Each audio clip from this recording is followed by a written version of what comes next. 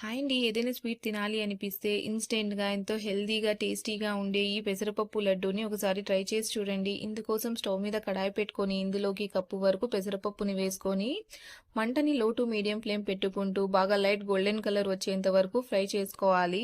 ఇప్పుడు స్టవ్‌ని ఆఫ్ చేసేసుకొని దీన్ని బాగా చల్లారనివ్వాలి.